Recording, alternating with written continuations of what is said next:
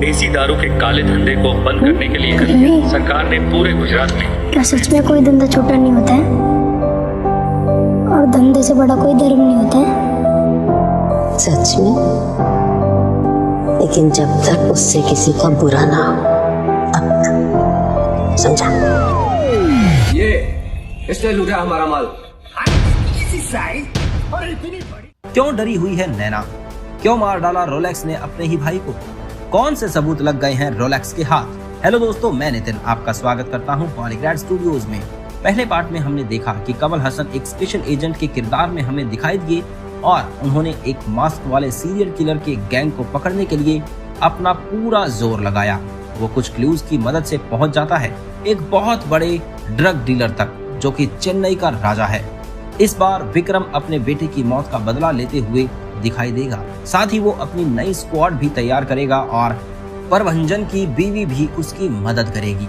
कहानी अब तक एकदम क्लाइमैक्स की ओर पहुंच गई है।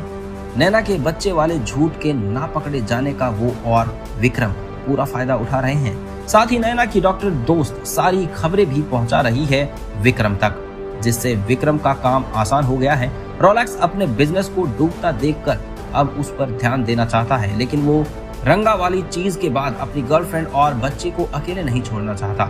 वो घर बैठे बैठे ही पता लगाता है कि आखिर ये सब किसने किया। उसका शक नैना पर बिल्कुल भी नहीं जाता।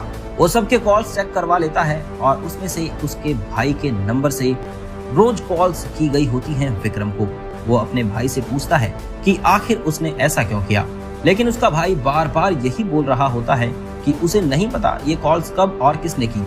रोलेक्स उसकी नहीं सुनता और वो रंगा के बाद से बिल्कुल रिस्क नहीं लेना चाहता, इसीलिए वो अपने भाई को मार देता है।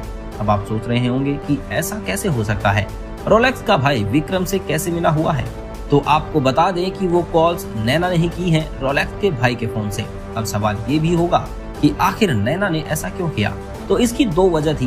पहली ये कि रोलेक्स और उसके भाई के बीच में चीज बहुत अच्छी थी और जब तक वो एक साथ थे उन्हें कोई नहीं हरा सकता।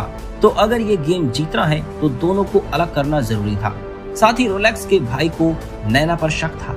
वो रोलेक्स को कुछ बोलता इसीलिए नहीं था क्योंकि वो रोलेक्स का दिल नहीं तोड़ना चाहता था। तो नैना ने बहुत समझदारी से उसके फोन की कॉल्स फॉरवर्ड कर दी थी अपने नंबर पर, जिससे रिकॉर्ड्स में रोलेक्स को अपने भाई का ही नंबर दिखा। इस सब के बाद रोलेक्स फ्री बैठ जाता है और बहुत रोता है। अब वो इतना अकेला हो चुका है कि नैना के अलावा उसको कोई नहीं दिखता है। नैना और विक्रम भी इसका पूरा फायदा उठा रहे हैं। नैना विक्रम से कहती है कि वो अभी कुछ दिन शांत रहे, वरना शक नैना पर जा सकता है। अब सब अच्छा चल रहा होता है कि रोलेक्स अपने बिजनेस में इम्प्रूवमेंट से भी खुश होता है, लेकिन एक दिन उसके पास कुछ रिपोर्ट्स आती हैं जिसमें लिखा होता है कि नैना प्रेग्नेंट नहीं है। वो नैना को जाके वो चीजें दिखाता है, कहता है कि ये सब क्या है।